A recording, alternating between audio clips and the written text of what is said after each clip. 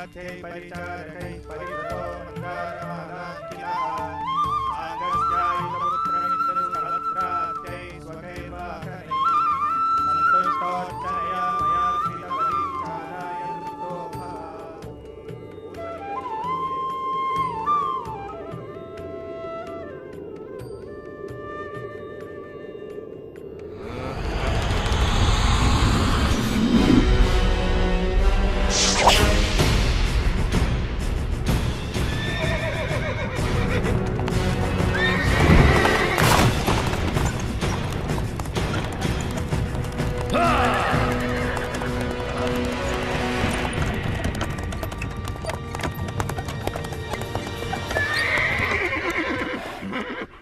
पृथ्वी पर मनुष्य आपको प्रसन्न करने के लिए यज्ञ कर रहे हैं देवराज इंद्र।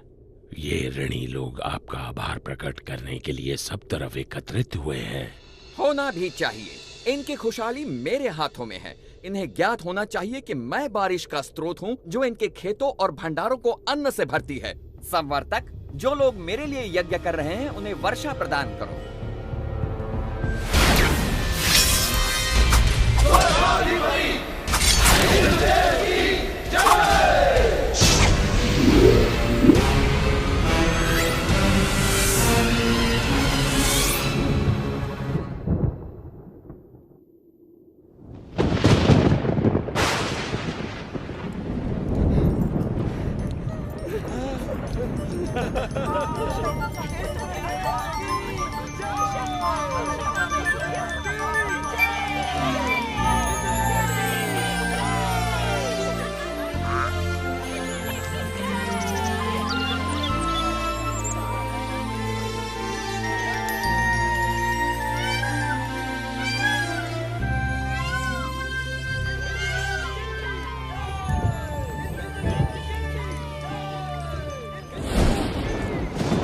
पृथ्वी से आ रहे इस कोलाहल को सुनिए देवराज इंद्र।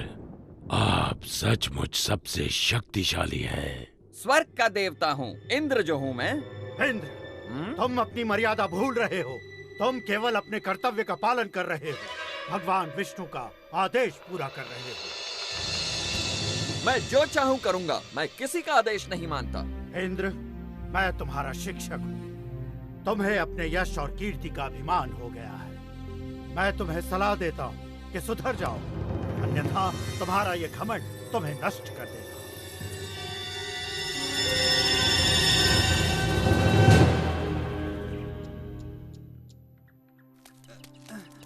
संभाल के ले चलना।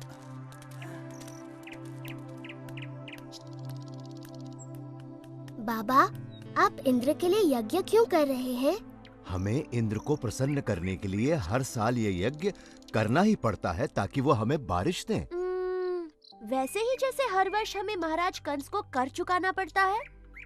अरे नहीं बच्चों, इंद्र देव बुरे नहीं हैं। वो तो बारिश के देवता हैं। पानी जीवन के लिए अति आवश्यक होता है, इसीलिए हम हर साल यज्ञ के द्वारा इंद्र देव की पूजा करते हैं। परंतु बाबा, वो तो उनका कर्तव्य है। वो तो भगवान विष्णु के आदेश का पालन कर रहे हैं। देखो कृष्णा, ये बहुत पुरानी प्रथा है और हमें इसे तोड़ना नहीं चाहिए। बाबा, फिर हम धरती की पूजा क्यों नहीं करते जो हमें सब कुछ देती है, और सूर्य की जिससे जीवन मिलता है, और यमुना की क्यों नहीं? कृष्णा, तुम सही कहते हो, लेकिन ये संभव नहीं है। हम सदियों से चलती आ रही इस प्रथा को अकस्मात ही तोड़ नहीं सकते बेटा। परंतु बाबा, क्या हमें आंखें बंद करके प्रथाओं को मान लेना चाहिए? वो तो भगवान विष्णु हैं, जो इंद्र और सभी देवताओं को शक्ति प्रदान करते हैं। कृष्ण बिल्कुल सही कह रहा है। सभी देवता भगवान विष्णु के आदेशानुसार काम करते हैं, और वैसे भी वेदों में इंद्र के लिए अलग से यज्ञ का विधान नहीं है। हम ग्वाले हैं, हमारी संपत्ति हमारी गायें हैं, और वो भोजन के लिए निर्भर करती हैं इस गोवर्धन पर्वत पर। हम भी सभी चीजों के लिए गोवर्धन पर निर्भर करते हैं, इसलिए हमें गोवर्धन की पूजा करनी चाहिए, ना कि इंद्र की। मेरे वृंदावन के प्यारे मित्रों, हम सबको गोवर्धन पर्वत का हृदय से आभारी होना चाहिए। आप स्वयं ही देख लीजिए गोवर्धन पर्वत के इन चमत्कारों को, जो वृंदावन का जीवन है। हमारी गायें इसके जंगलों की घास चरती हैं और हमें मीठा मीठा दूध देती हैं। इसके झरने हमारी प्यास बुझाते हैं। इसके मैदानों में हमारी फसलें और फल उगते हैं। इसकी लकड़ी से बने घर हमें सुरक्षा देते हैं। मित्रों, हमारा जीवन इंद्र पर निर्भर नहीं करता, बल्कि गोवर्धन पर्वत पर निर्भर करता है। कृष्ण ठीक कहता है। आयुष्मान भव। ये सब इंद्रदेव की नहीं, गोवर्धन की कृपा है। इसलिए मित्रों, सब लोग अपना अपना चढ़ावा एकत्रित करें। हम सब गोवर्धन की पूजा करेंगे।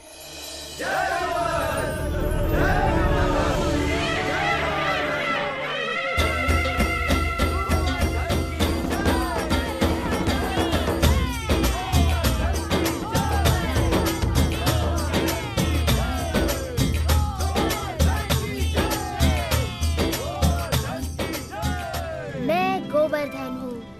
मैं तुम्हारी प्रार्थना से बहुत प्रसन्न हूँ। अगर तुम सभी अपने पशुओं के साथ मेरी परिक्रमा करोगे तो मैं बहुत प्रसन्न होऊंगा।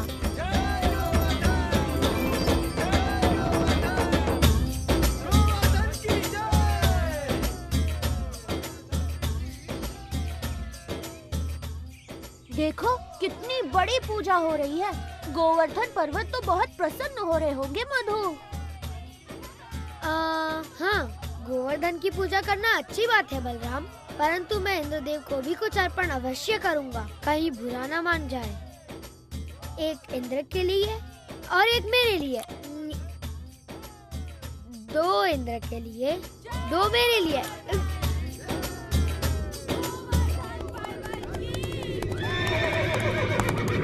देखिए तो, वृंदावन वासी गोवर्धन पर्वत की पूजा कर रहे हैं। ये तो बड़े अचरज की बात है। उनकी ये हिम्मत! मुझे तुरंत इंद्र को सूचित करना होगा।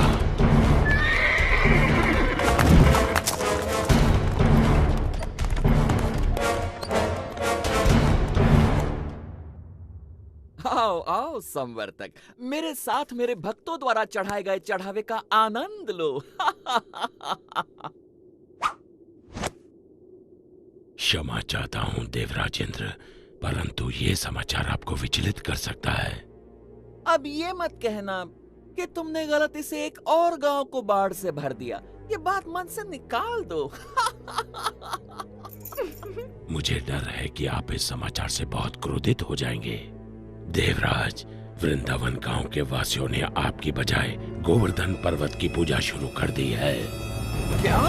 गोवर्धन पर्वत की? उन्होंने मेरी पूजा ना करके मिट्टी के ढेर की पूजा की? वो ऐसा कैसे कर सकते हैं संवर्तक, वो भी मुझसे बारिश का उपहार पाने के बाद? ऐसा सुना है कि वो एक नादान लड़के के बहकावे में आ गए हैं। उपहास मत करो संवर्तक। क्षमा चाहता हूँ देवराज, लेकिन यही सच है। नंद के पुत्र कृष्ण ने अपनी चमत्कारी शक्तियों का प्रयोग करके वृंदावन के वासियों को बहका लिया है। अच्छा, उन्होंने मेरा आदेश मानने के बजाय एक नादान की बातों को माना। इन लोगों का दिमाग खराब हो गया है। देखना अब इन पर मेरा कहर बरसेगा। सुनो संवर्तक। जी देवराज। जाओ और वृंदावन को डुबो दो, गोवर्धन के त्योहार को बर्बाद कर दो और वृंदावन के वासियों को इस दुस्साहस की सजा दो।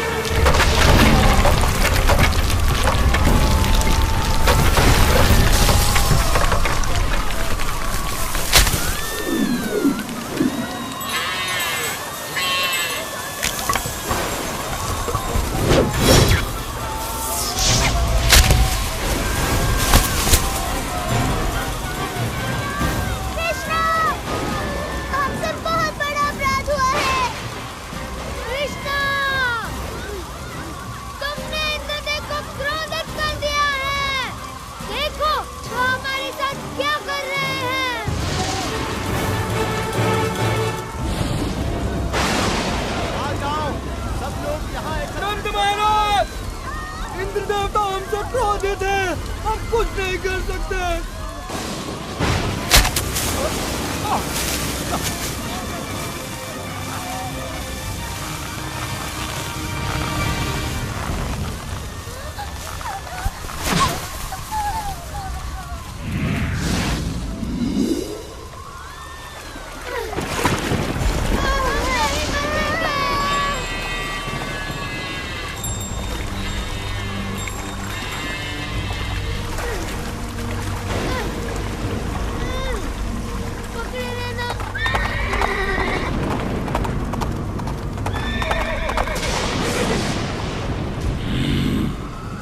वृंदावन के लोग अब जल्द ही उस लड़के की बात सुनने पर पछताएंगे। इंद्रदेव हम सभी का विनाश करने पर तुले हैं। कुछ करिए नंद महाराज। मेरे प्यारे कृष्ण, मैं जानता हूँ तुम हमारा हित ही चाहते थे, लेकिन तुमने इंद्रदेव को कुपित कर दिया। हमें इसी समय उनसे क्षमा मांगनी चाहिए। परंतु बाबा इंद्र। रुको बलराम, बाबा ठीक कहते हैं। ये सब मेरी सलाह के कारण कष्ट भोग रहे हैं। अभी भी देर नहीं हुई, हम इंद्र से क्षमा याचना कर सकते हैं। रुको, कृष्ण कभी भी हम पे या हमारे वृंदावन पे आँच नहीं आने देगा, कभी नहीं। आपने सच कहा माँ। आप सब के लिए मेरा प्रेम इंद्र की इस दुष्टता से बहुत बड़ा है। वृंदावन की रक्षा मैं अवश्य करूँगा। कृष्णा, मेरे बच्चे।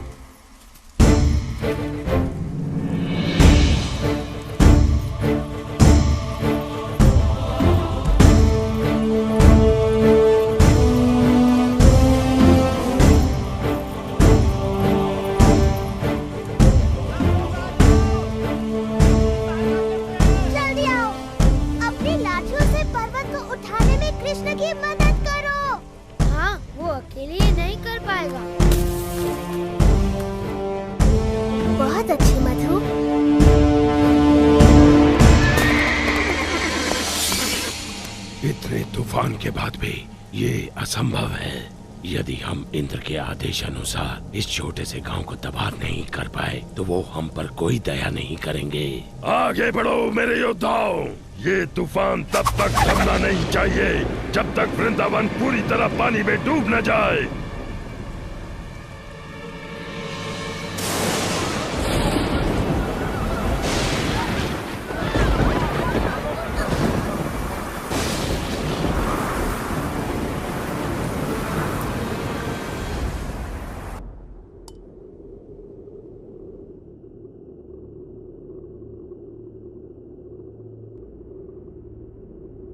देवराज, आओ संवर्तक, बहुत थके हुए लग रहे हो। बैठ जाओ और सब विस्तार पूर्वक सुनाओ। बताओ, क्या तुम्हारे तूफान के बाद भी वृंदावन का कोई चिन्ह बचा है?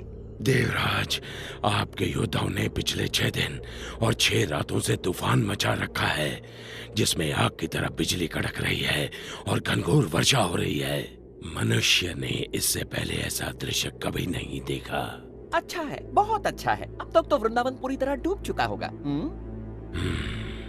काश मैं ऐसा कह पाता देवराज इंद्र, लेकिन सच ये है कि हमारे तूफान भी कृष्ण के सामने नहीं टिक पाए। मेरे तूफानी योद्धा एक बच्चे से परास्त हो गए।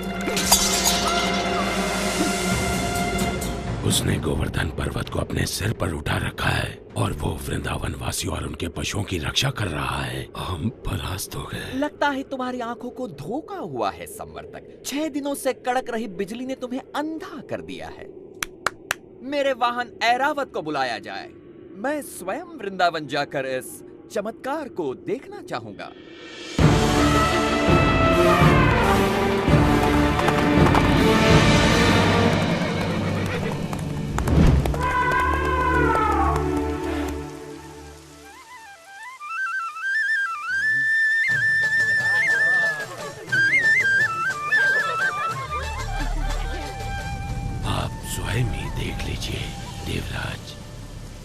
यदि कृष्ण अपने आप को भगवान समझता है तो अब वो ये जान जाएगा कि कौन शक्तिशाली है, वो या फिर इंद्र।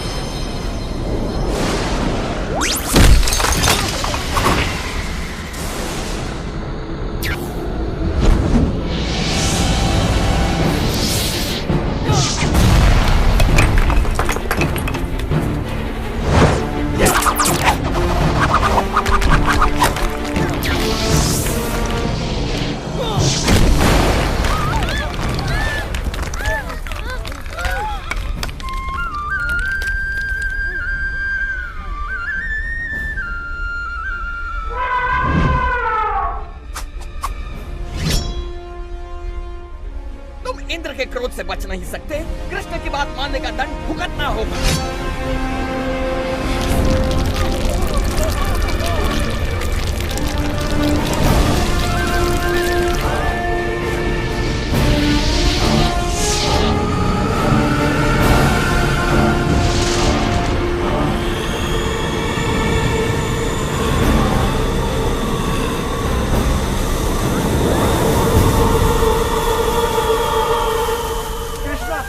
हमारी रक्षा करो।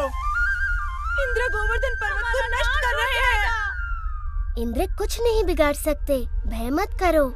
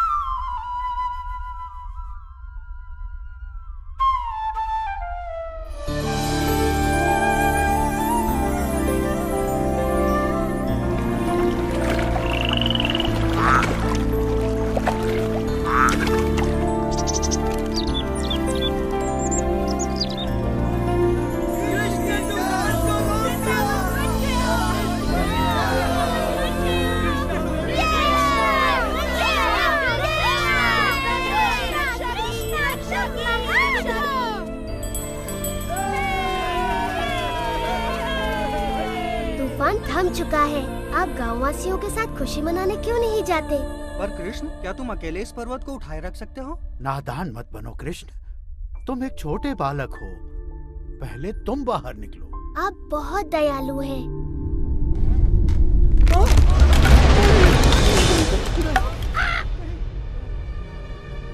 आप सचमुच चाहते हैं मैं पहले चला जाऊं? नहीं, रुको! मुझे छोड़कर मत जाओ!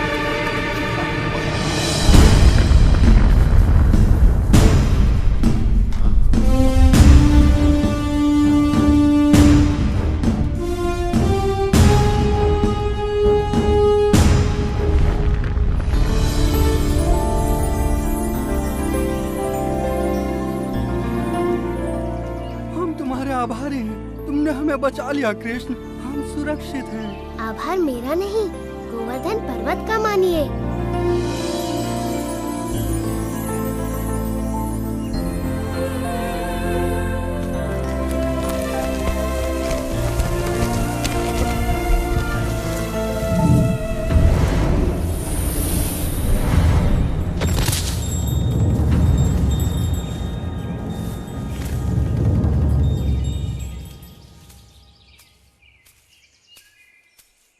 देवराज इंद्र, मैंने देखा आप मुझसे कितना स्नेह करते हैं।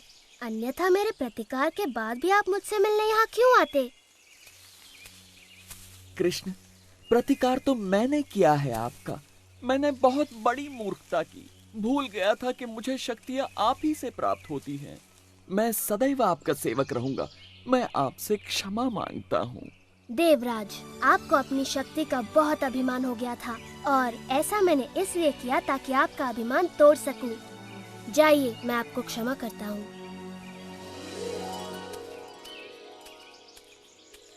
हाँ, इतना असाधारण बालक हमारे साथ यहाँ वृंदावन में रहने आया है।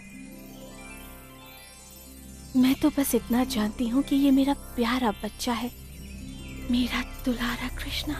कृष्णा की जय हो, जय